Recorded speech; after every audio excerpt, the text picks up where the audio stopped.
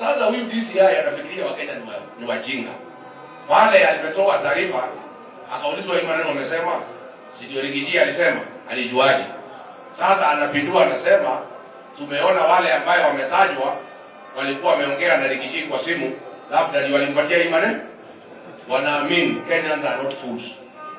What you want to hide is that the police service is divided. 5% is wrong under Kipchumba Murkomen and Raymond Omolo. 95% of the National Police Service are professional. That 95% ndio wananipatia maneno.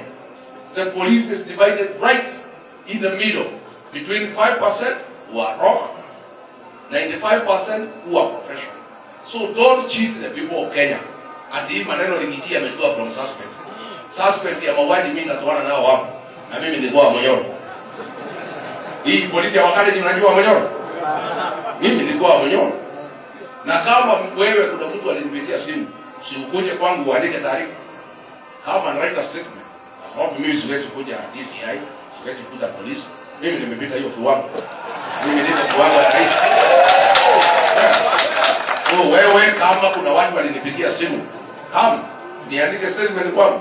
All right? Don't think Kenyans are fooled wanaamini. Murkomen had instructed you to cover up those people from his community.